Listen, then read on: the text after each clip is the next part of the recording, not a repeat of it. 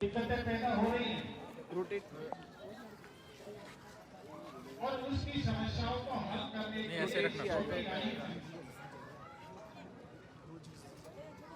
युवराज ने कहा है कि इस कॉलोनी का उद्धार शायद मेरे हाथों से लिखा है।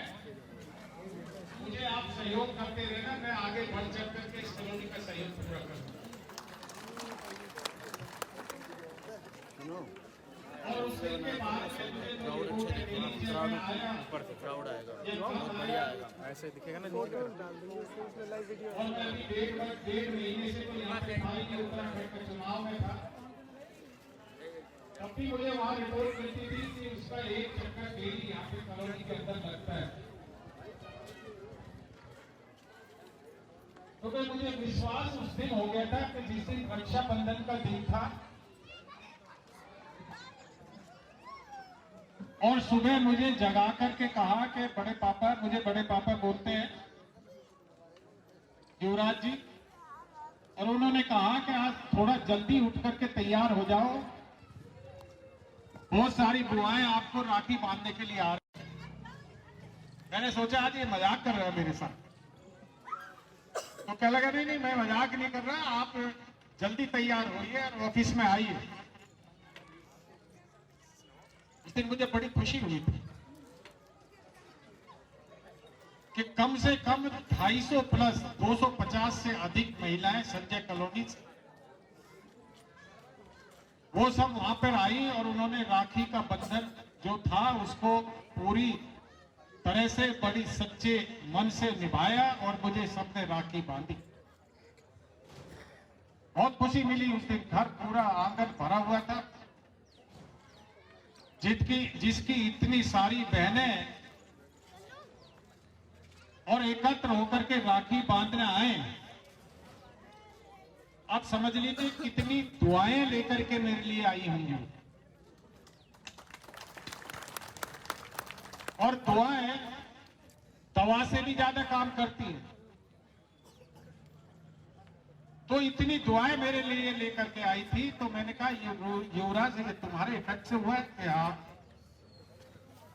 तो मैंने उस दिन कहा था तुम मेरी तरफ से पास। तो मैंने तभी तो कहा था, उम्र छोटी है, अभी 16 वर्ष के हैं, लेकिन इरादे बड़े हैं, नेक है। खाली इरादे बड़े होना अलग है, पर नेक भी होना बहुत जरूरी है। बिना स्वार्थ के हैं और मन में इच्छा है कि अधिक से अधिक कॉलोनी में काम किया जाए। जब एक बहुत बड़ा संकट आया था यार सारे देश भर में, तो कुछ सामान गरीबों के लिए बांटने के लिए जो भी मिलता था, तो इनका कहना यह था कि केवल संजय कॉलोनी। और हमारे कार्यकर्ताओं द्वारा, हमारे मंडल के महामंत्री दलीप जी और सारी पूरी टीम, जिसमें पुष्पा जी भी, ये परमिला जी भी, और हमारी महिला मोर्चे की अध्यक्ष भी, जो यहाँ नहीं रहती हैं, रितु जौन और सुषमा जी, वो ढाक वाली कॉलोनी है, असोला हाउसिंग कॉम्प्लेक्स, वहां से आकर के यहाँ पे सहयोग करने आती थी। तो हमारे सारे कार्यकर्ता मिलकर के इस कॉलोनी में सहयोग देने के लिए आते, चाहे वो खाना बांटने के लिए, चाहे वो किट देने के लिए, किसी और तरह की कोई समस्याएं थी तो वो भी करने के लिए इस कॉलोनी के लिए आते। और तभी इन्होंने कहा था युवराज ने कि आप चारों तरफ ना भाग करके एक कॉलोनी पकड़ लें। तो तब भी हमने संजय कॉलोनी को ही चूज किया था। और आज भी इस कॉलोनी से मेरा नाता आज का नहीं है, बहुत पुराना है। सन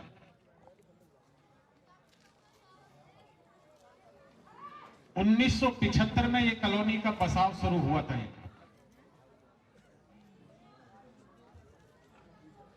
और देश में आपातकाल स्थिति उस समय हुई थी, इमरजेंसी लगी थी। हम उस समय इमरजेंसी में जब जेल में थे, जब इंदिरा गांधी ने अपनी कुर्सी बचाने के लिए देश में एक इमरजेंसी लागू करके और सारे अपोजिशन के लोगों को जेलों में डालना शुरू कर दिया था, तो उसमें हमारा भी नंबर था। 1 वर्ष में जेल के अंदर रह के आया था, सजा हुई थी मुझे 1 साल की। और उसके बाद आने के बाद तो मैंने देखा था, तब यहाँ पे नई कॉलोनी बसी थी, क्योंकि उस समय बीएसआई डीसी यहाँ पे आई थी। लोगों से खाने छीन करके बीएसआई डीसी को ये खाने कांग्रेस के द्वारा दी गई थी। तो तब इस कॉलोनी का निर्माण हुआ था। यहाँ पे इतनी पुरानी कॉलोनी बसने के बाद भी फिर इस कॉलोनी को उजाड़ने के लिए मन बनाया कांग्रेस सरकार ने। इस कॉलोनी के 2 पार्ट उधर बसे हुए थे, बलबीर नगर और इंदिरा नगर। जहां से इस कॉलोनी की तरफ मुड़ते हैं, अचानक आकर धावा बोल करके वो दोनों कॉलोनियां तोड़ दी थी। जब तक हमें पता चला वो 2 कॉलोनी टूट चुकी थी और हमें पता चला, हमने भाग दौड़ की, तब हमने इस कॉलोनी को बचाया। कॉलोनी के सब लोग साथ थे और 3 दिन हम सड़कों पे बैठे रहे। जो पुराने लोग हैं उस समय के, उनको मालूम है, जब कॉलोनी तोड़ने आ रहे थे, 2006 की बात है, 3 दिन हमने सड़कों पे बिताया था। एक दिन बारिश भी आई थी, बारिश में भी भीगे थे, धूप में भी बैठे थे, डोजरों के आगे भी लेटे थे। और मैं उस समय के पुलिस अफसरों का धन्यवाद करना चाहता हूं कि उन्होंने मेरा सहयोग किया था और कॉलोनी को बचाने के लिए पूरा काम किया था। एक भी उस समय कांग्रेस का बंदा नहीं आया था यहाँ पे, एक भी। जो उस समय इलेक्टेड मेंबर थे यहां से, जो विधायक थे, वो भी नहीं आए। मुझे ये पता चला था कि आपकी कॉलोनी के लोग उनके पास गए थे कि हमारी कॉलोनी को तोड़ने के लिए आए हैं, आप चलो हमारी मदद करें। उनको जवाब दिया, बहन जी 2 मिनट, उनको जवाब दिया, अब कुछ नहीं होता, अब चिड़िया खेत चुप गई। 2 मिनट के लिए आंसू बहाने के लिए भी यहाँ पे नहीं आए थे। और मैं उस समय विधायक नहीं था, लेकिन हमने ये करके रहेंगे, क्योंकि इस कॉलोनी में सब गरीब लोग, भगवान की कृपा से, आप लोगों के आशीर्वाद से, आप लोगों के सहयोग से उस समय कॉलोनी बची। इस कॉलोनी का रिकॉर्ड गवर्नमेंट के खाते में हो, उसके लिए हमने पूरा प्रयास किया। प्रयास क्या होता है, गवर्नमेंट के खाते में तो रिटर्न में आता है ना। तो इसलिए हमने सबसे पहले, मैंने इस कॉलोनी के लिए स्कूल बनवाया था। कौन सा स्कूल है कि संजय कॉलोनी। जो यहाँ पे कोई भी बात बना देता है ना कि आकर के जो पहले विधायक रह के गए उन्होंने क्या काम किया, मैं ये काम किनारा। वैसे तो युवराज जी ने भी बताया आपके बीच, इस कॉलोनी का स्कूल मैंने बनवाया था, ताकि सरकार के रिकॉर्ड में आ जाए कि ये संजय कॉलोनी के अंदर एक गवर्नमेंट का स्कूल भी है। जच्चा बच्चा केंद्र इस कॉलोनी में जो छोटी हॉस्पिटल बनवाई थी, उस समय मैंने खुलवाई थी, जबकि काम होना नहीं था यहाँ पे, क्योंकि इस कॉलोनी को रिज में डाल दिया था। और रिज में किसने डाला था? 2091 में कॉलोनी रिज में डाली थी, जब कांग्रेस की सरकार थी दिल्ली के अंदर।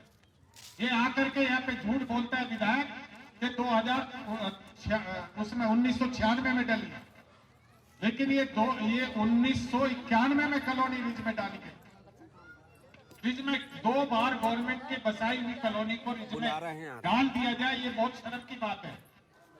लेकिन हमने फिर भी रिज में रहते हुए स्कूल खुलवाया, जच्चा बच्चा केंद्र की हॉस्पिटल बनवाई, यहाँ पर सड़क का निर्माण करके यहाँ पे डीटीसी की बस चलवाई, यहाँ पर यहाँ पे बिजली लेकर के आए, यहाँ पे पानी लेकर के आए। जो काम किया उस समय हमने किया, उसके बाद में आज तक कोई माई का लाल काम नहीं करता।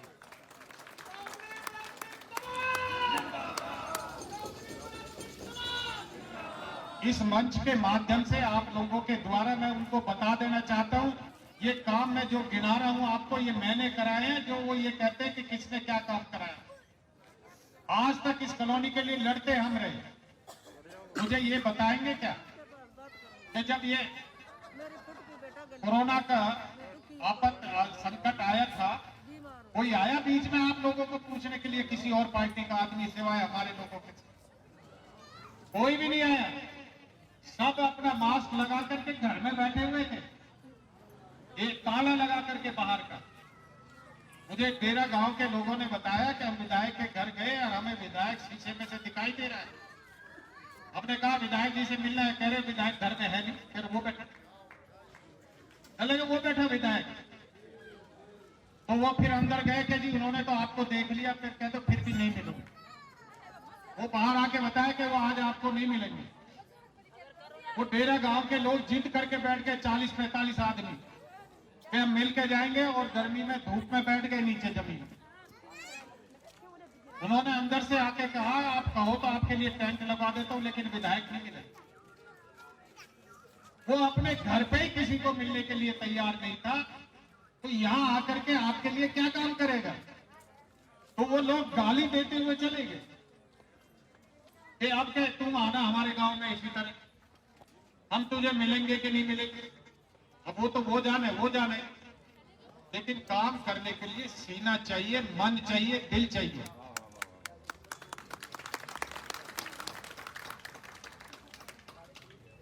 अब बात एक है, बहुत छोटी सी बात है, समझने वाली बात है।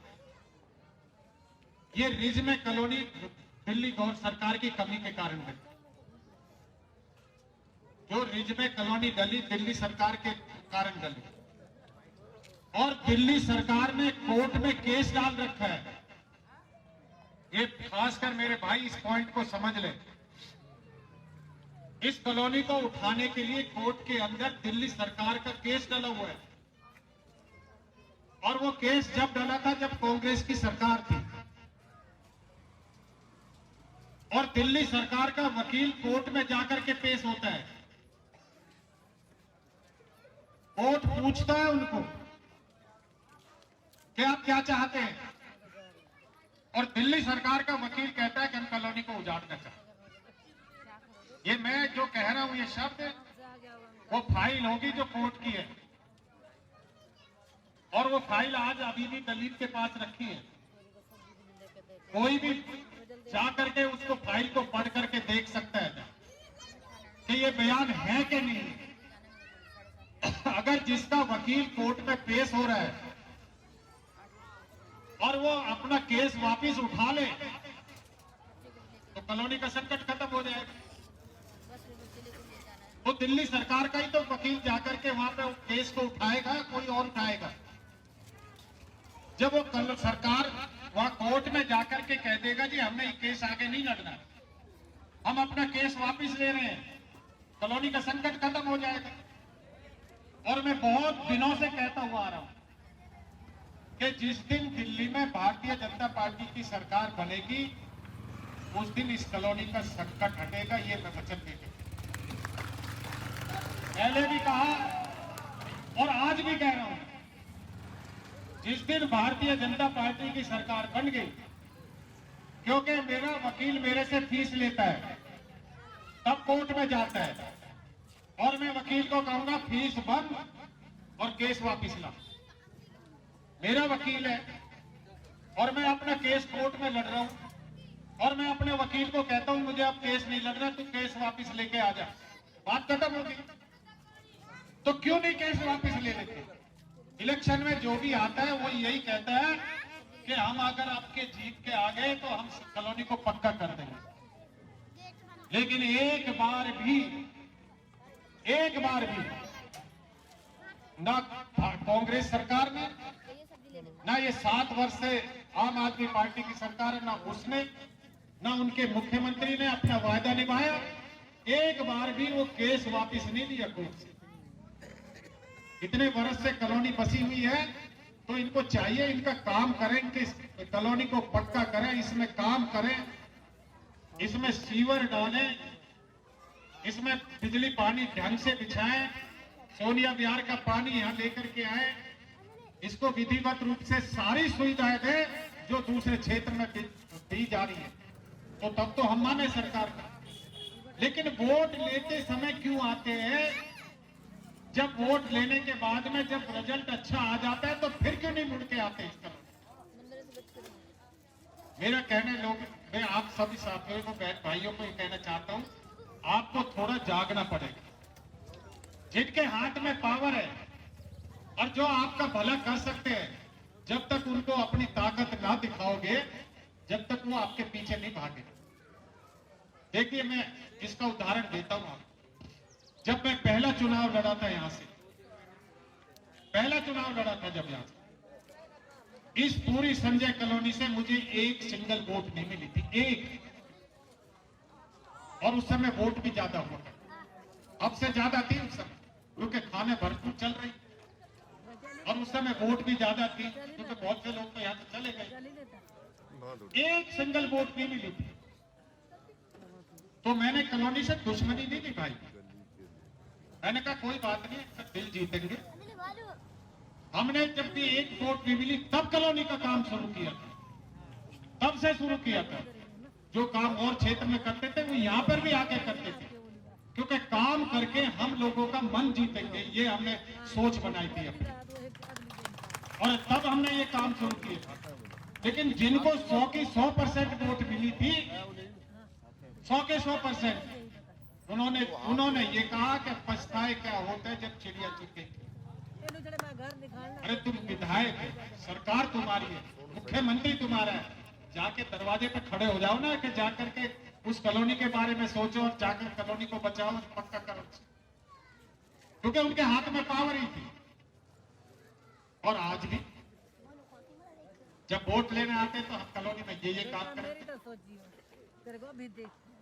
और जब जीत के चले जाते मुड़ के नहीं आते। जब कॉलोनी अछूत हो जाती है और जब वोट लेनी होती है, जब आपके जंफी भरेंगे, कॉली भरेंगे, तो ये भेदभाव, ये सबक आप ही लोग सिखा सकते हैं। अब के जो अभी, ये तो अभी टेलर है जो कारपोरेशन का, उसके बाद में भी 2 चुनाव आए, ये तो टेलर है। टेलर में दिखा दो उनको कि ये ताकत है, क्योंकि कारपोरेशन के मेंबर के पास कम ताकत है, लेकिन विधायक ऑल इन ऑल होता है। सरकार के विरोध के बावजूद जब मैं इतने काम यहाँ पे कर सकता हूं, अपोजिशन का विधायक होने के नाते, और सरकार मेरी आ गई और मैं यहां से विधायक रहा, तो आप पता है कामों की लड़ी लगेगी। तो काम करने की मेरी आदत है, काम करने के लिए तो चाहे मेरी पार्टी का मुख्यमंत्री हो, चाहे दूसरी पार्टी का मुख्यमंत्री हो, दो हाथ करने में मैं हिचकता नहीं। अरे यार, बहुत लोगों को मालूम भी है इसका। उस समय मैं नहीं शर्माता कि मेरी पार्टी का नेता, उस समय नहीं शर्माता, क्योंकि क्षेत्र के काम के लिए मैं कुछ अपने लिए नहीं मांगता। अगर मैं अपने लिए मांगता तो आज मैं भी यहाँ पे सैकड़ों एकड़ जमीन बना दूं, सैकड़ों एकड़। जो लोग नौकरी करते थे, केवल नौकरी, और रिजाइन करके मेंबर बनने के बाद में आज वो कई सौ एकड़ के मालिक। घर में कौन सा खजाना निकला है जिससे मालो माल निकले, सोने की खाने लग गई कि जिससे खरीद करके इतनी एकड़ जमीन बना ली। आप भी समझदार हैं, समझदार मैं भी हूं, लेकिन ये सोच आपको बनानी पड़ेगी। हमारे आपके कारण, ये जो आप एक उंगली से वो बटन दबाते हो ना, ये बटन ताकत है। आपने जो ताकत दी उसका मिसयूज किया है। अगर इस्तेमाल करते तो आपकी कॉलोनी में काम करते, इस्तेमाल नहीं किया, उसका मिसयूज किया है। ताकत आपसे लेकर के अपना बनाया है, बस आप लोगों के बारे में नहीं सोचा।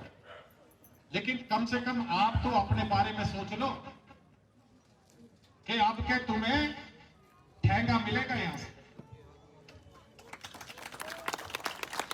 सबको इतना काम करना पड़ेगा कि अब के हमने ये तय कर लिया है कि इनको सबक सिखाने के लिए एक एक वोट इनके विरोध में भारतीय जनता पार्टी को देंगे। ये तय कर लोगे तो आप समझ लोगे उनको थोड़ी सी खोपड़ी में उनके में टक्कर लगेगी कि ये क्या हुआ। ये तो लोग होशियार हो गए, वो ये सोचने लगेंगे, अब ये लोग सोचने लगे ये होशियार हो गए और इसलिए उनको बदलना पड़ेगा, नहीं तो वोट लेकर के जीतते चले जाएंगे और अपना काम बनाते चले, अपना काम करते चले जाएंगे। तो इसके लिए आपको अग्रसर रहना पड़ेगा। हमें इस कॉलोनी के बहुत काम करने हैं, हमें इस कॉलोनी को अच्छा बनाना है, हमें इस कॉलोनी में अच्छी एजुकेशन लानी है, अच्छे रोड बनवाने हैं, अच्छे घरें बनाने हैं। और अच्छा तो उस दिन होगा जिस दिन अच्छा घर बनाने के लिए इस कॉलोनी के एक एक घर को बैंक आकर के लोन देगा, और वो तब देगा जब ये कॉलोनी पास। मुझे मालूम है और मैं इस मंच के द्वारा चैलेंज करता हूं दूसरी पार्टी के लोगों को कि या तो आप सरकार तुम्हारी है इसका फायदा उठा लो, तुम इस कॉलोनी को पास कर दो, नहीं तो आकर के ब्रह्म सिंह ने ही इस कॉलोनी को पास कराना, तुम्हारे बस की बात कर दो चैलेंज, कर दो चैलेंज। बिल्कुल अभी समय है उनके पास 3 वर्ष, अभी केजरीवाल सरकार के पास 3 वर्ष का समय है कि 3 वर्ष में इस कॉलोनी को पास करके दिखा दो, नहीं तो 3 वर्ष के बाद में फिर हमारा पुराना भाई आ रहा है और इस कॉलोनी को सेव करने के लिए, इस कॉलोनी को पक्का करने के लिए हमारे बीच में आकर के वचन देकर गए हैं, या तो 3 साल में तुम कर दो, नहीं तो आकर के वो करके दिखाए। कह दो जोर से, कोई शर्माने की बात नहीं। और उनको ये भी कह दो तुम कॉलोनी में आओ तब जब ये कॉलोनी पास हो जाए। ये कहते जी कॉलोनी कैसे पास हो जाएगी, एक दिन में कैसे हो जाएगी। मुझे पता है एक बार हरियाणा में चुनाव हो रहे थे तो चौधरी देवीलाल और भारतीय जनता पार्टी मिलकर के चुनाव लड़ रहे, हम भी इस चुनाव में काम कर रहे। तो लोगों ने, दूसरी पार्टियों ने कहना शुरू कर दिया क्योंकि चौधरी देवीलाल ने ये कहा कि अगर मेरी सरकार बनी तो मैं किसानों का कर्जा माफ कर दूंगा। तो कांग्रेस वाले कहने लगे झूठ बोल रहे, कैसे कर देगा, कर्जा माफ हो ही नहीं सकता। वो कह रहे कर्जा माफ हो ही नहीं सकता, कर कैसे देगा। जब उन्होंने बहुत सुना तो देवीलाल ने सभा में कहा, अंतिम सभा थी वो, कि ये बार बार चैलेंज करते हैं कि मैं कैसे कर्जा माफ करूंगा, मैं बताता हूं कैसे करूंगा। बहन जी 1 मिनट और सुन लो, बस 1 मिनट और। कह रहे मैं बताता हूं कैसे कर्जा माफ होता है। कह रहे आप मुझे जिताओ और मैं मुख्यमंत्री बनूंगा। जब मैं मुख्यमंत्री बनूंगा अपने दफ्तर में बैठूंगा, जाकर अपने दफ्तर में बैठूंगा, घंटी बजाऊंगा, मेरा पीए आएगा अंदर। जब मेरा पीए आएगा तो मैं उससे कहूंगा कि लेटर बना के ला जल्दी। पीए पूछेगा जी क्या लेटर बनाना है, कि आज के बाद जो कर्जा किसानों पर है उसको मैं माफ करता हूं, ये लिख कर ला। मेरा पीए लेटर लिख करके लेके आएगा और जब वो मेरे पास लेटर लिख के लेके आएगा, नीचे लिखूंगा मैं उसमें देवीलाल और दस्तखत कर्जा माफ हो। खाली इतना करना है। अब लेटर टाइप करने में कितना समय लगा, 5 मिनट। ये सारी प्रतिक्रिया में कितना समय लगा, 5 मिनट। वो कह रहा कैसे कर देगा और मैं 5 मिनट में कर जाऊंगा। तो यही कॉलोनी पक्का करने के लिए केवल मुख्यमंत्री ने बुला करके अपने वकील को ये हिदायत देनी है कि कोर्ट में जाकर के अपना केस वापस लेके आ, ताकि ये कॉलोनी पक्की हो जाए। केस वापस लिया, कॉलोनी पक्की हो जाए। ये तरीका आप बताओ उनको, अगर विधायक को नहीं पता है आप समझाओ उसको जाकर के कैसे हमारी कॉलोनी पक्की हो सकती है। और वो बोला ऐसे कैसे हो सकती है, तो ये देवी है कॉलोनी पक्की। तो मित्रों, हमने तो बार बार सौगंधें भी खाई और बल्कि मैंने तो यहां तक भी एक परमात्मा का कर्जा मेरे ऊपर है कि मैं भरी सभा के अंदर ये बोल करके गया था कि जिस दिन ये कॉलोनी पक्की हो जाएगी, जिस दिन ये कॉलोनी पास हो जाएगी, जिस दिन ये रिज वाला मामला कॉलोनी से हट जाएगा, तो भगवान के दरबार में 3 दिन लगातार भंडारा मैं बाबा रामदेव के मंदिर में करूंगा। ये मैं वहां बोल करके गया। वो कभी कभी मुझे याद आता है, घंटों तक दिमाग में रहता है, यार ये कर्जा परमात्मा का मेरे सर पे है, ये कब मेरी सरकार आए और मैं कर्ज कॉलोनी को पास करूं और कब ये कर्जा से मुक्त हूं, कब भंडारा करूं और कर्जा से कब मुक्त हूं। रोज इंतजार करता हूं। जिस परमात्मा ने हमें जन्म दिया है, जिस परमात्मा ने हमें आपकी सेवा के लिए यहाँ पे भेजा है, और उस परमात्मा से हम कोई उनके चरणों में कोई शब्द बोल करके आए हैं और वो पूरा ना हो तो मन में दुख तो रहता ही है ना। तो वो कब मेरा पूरा होगा सपना, मेरे जीते जी वो सपना पूरा मेरा हो जाए और मैं अपनी उस कही हुई जबान को पूरी तरह से निभाऊं, उसका मैं इंतजार करूं। मित्रों, आज सब लोग आप यहाँ पर इतनी संख्या में इकट्ठे हुए, बहुत से लोग कह रहे हैं कि ब्रह्म सिंह बहुत अच्छा कर रहा है, उस कॉलोनी में सड़क बना रहे हैं। मैं उत्तराखंड में था, चुनाव में गया हुआ था, युवराज का मुझे फोन आया कि बड़े पापे मैं कोई डिसीजन लेना चाहता हूँ, आप हाँ करोगे? तो मैंने कहा क्या डिसीजन है? पहले हाँ या ना करो, आप करोगे पूरा? मैं पूरा करूंगा, तेरी कोई बात गलत होती नहीं। कह रहे मैं कहीं जबान दे के आ रहा हूँ, काम शुरू करवाना चाहता हूँ कहीं। मैं क्या काम है? कह रहे मुझे बताऊंगा बाद में, आप करोगे पूरा? मैं बिल्कुल करूंगा। मैं आप तो बता दे क्या करना चाह रहे, कल खुद ही पता चल जाएगा। तो कल उसी दिन शाम को 3 जेसीबी आपकी कॉलोनी के अंदर चालू कर, और सुबह व्हाट्सएप पे जब मैंने वो देखी फोटो में कि वो इसके लिए मेरे से हाँ ना कराई जाए कि मैं कोई डिसीजन लेना चाहता हूं, तो उन्होंने ये डिसीजन लिया युवराज ने कि आपकी कॉलोनी के रोड बनाने शुरू करने हैं।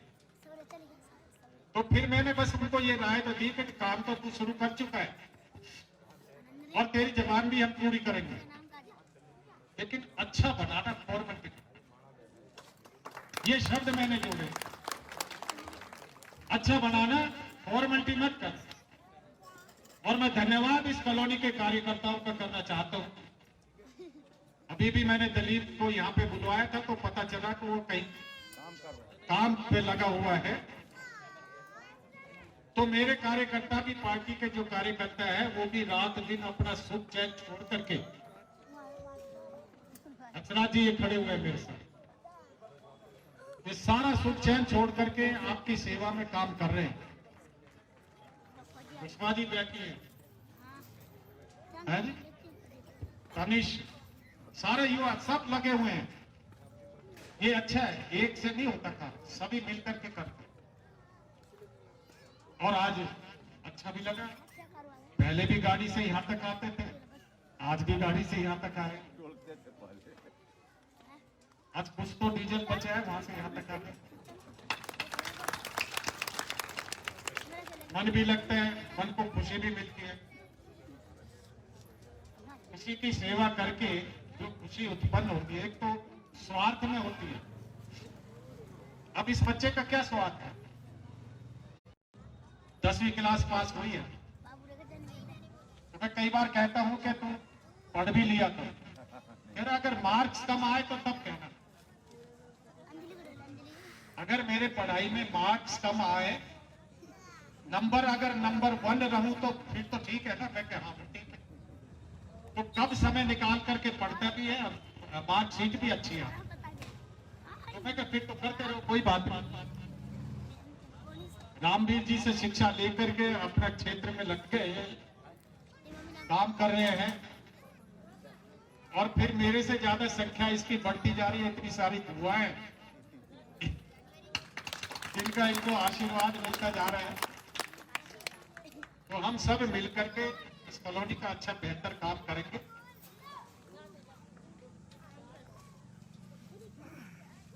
और सब मिलकर के काम करेंगे तो इस कॉलोनी का बहुत अच्छा काम होगा। आज मुझे बहुत खुशी हुई अपने मनोज जी के प्रयास से और मनोज जी के साथियों के प्रयास से आज बहुत सारी संख्या में आम आदमी पार्टी छोड़ करके भारतीय जनता पार्टी करने के लिए सब यहाँ पर एकत्र होकर के आज बीजेपी ज्वाइन की है। मैं इनका तहे दिल से धन्यवाद करता हूं और आपके बीच में इनको इनवाइट कर रहा हूं कि एक कप चाय मेरे गरीब खाने पे आकर के उस घर की शोभा बनाए, मेरे साथ बैठ करके चाय पिए। और मुझे जितने लोगों ने ज्वाइन किया है और करने वाले हैं, उनका पूरा नाम, एड्रेस और टेलीफोन नंबर दे दें ताकि मैं रिटर्न में भी उनका धन्यवाद करके उनके घर पे बाई पोस्ट चिट्ठी भेज। ये मेरी मनोज जी से दरखास्त है। तो आप सभी का जितने लोग हैं, कुछ लोग अभी चले गए क्योंकि ये काम काज का टाइम है, बहुत पहले कोशिश कर रही है उठने की, खाना भी बनाना है, परिवार को खिलाना भी है। तो इन सभी का तहे दिल से धन्यवाद करता हूँ और खासकर रितु जौन जी और हमारी सुषमा बहन जी जो वहां से चल करके आई हैं, हमारी छोटी बहन सविता सिंह भी यहाँ पे हैं, और संजय जी हमारी महिला मोर्चे से अध्यक्ष राजेश्वरी जी भी आपके बीच में। सभी का मैं तहे दिल से, जितने यहाँ पे रह गए, पुष्पा जी और सब, नजमा जी भी शायद पीछे है, वो खड़ी है, हाँ, और सारी बहन जिनका नाम लिया वो भी और जिनका नाम नहीं लिया वो भी, सभी का बहुत अपने दिल